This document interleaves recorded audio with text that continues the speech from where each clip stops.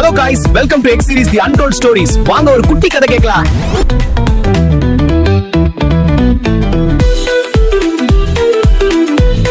இன்னைக்கு நம்ம எக்ஸ் சீரிஸ்ல பார்க்க போற கதை ஒரு பெரிய சம்பவம். Billions of dollars. தங்க கட்டிகள், மரகத கற்கள் அண்ட் வெள்ளி நாணயங்கள், இது எல்லாமே ஒரே கப்பலுக்குள்ள இருந்துச்சுன்னு சொன்னா நம்புவீங்களா?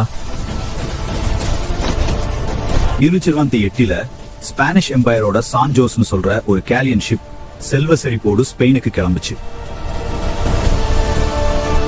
அந்த கப்பல்ல மட்டும் 62 கேனன்ஸ் இருந்துச்சு.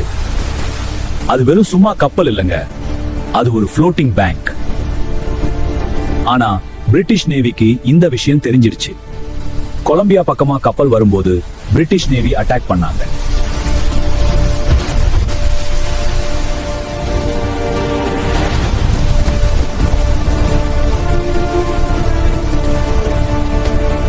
ஒரு பயங்கரமான போர் நடந்துச்சு. கேனன் குண்டுபட்டு சான்ஜோஸ் கப்பல்ல உள்ள கன் பவுடர் வெடிச்சு.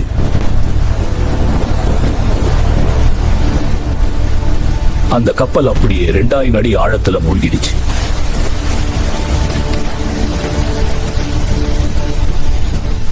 அதுல இருந்து 600 மக்களோட அந்த பில்லியன்ஸ் ஒர்த் கோல்டும் கடலுக்கு அடியில போயிருச்சு.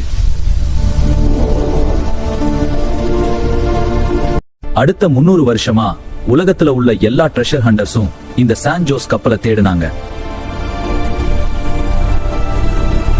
இது the holy grail of shipwrecks னு சொல்வாங்க.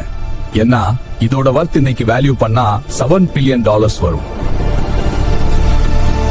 பல பேர் பல வருஷமா தேடி தோத்து போனாங்க.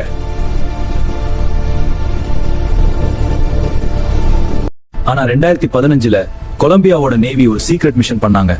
மாடர்ன் டெக்னாலஜி யூஸ் பண்ணி அந்த இடத்தை கண்டுபிடிச்சாங்க. அந்த விஷுவல்ஸை பார்த்தா நீங்களே ஷாக் ஆகுவீங்க. கடலுக்கு அடியில பிரான்ஸ் கேனன்ஸ் இன்னும் புதுசு மாதிரி ஜொலிக்குது. தங்க நாணயங்கள் மண்ணுக்குள்ள இருந்து வெளியே தெரிகிறத பாருங்க. இன்னைக்கும் அந்த தங்கம் அங்கதான் இருக்கு. கண்டுபிடிச்சாச்சு. அப்புறம் ஏன் இன்னும் எடுக்கல? அங்கதான் பெரிய பிரச்சனை. இப்போ 3 நாடு சண்டை போட்டுட்டு இருக்காங்க.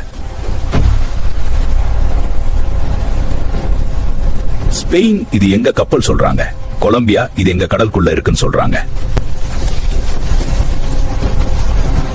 2024 கொலம்பியா கவர்மெண்ட் ரோபோட்ஸ் மூலமா தங்கத்தை எடுக்க போறாங்க. ஆனா உள்ள இன்னும் மர்மமான விஷயம் இருக்குன்னு சொல்றாங்க. சரி காய்ஸ், மறக்காம சப்ஸ்கிரைப் பண்ணுங்க. நாளைக்கு ஒரு வித்தியாசமான கதையில பாப்போம். இது உங்க எக்ஸ் சீரிஸ்.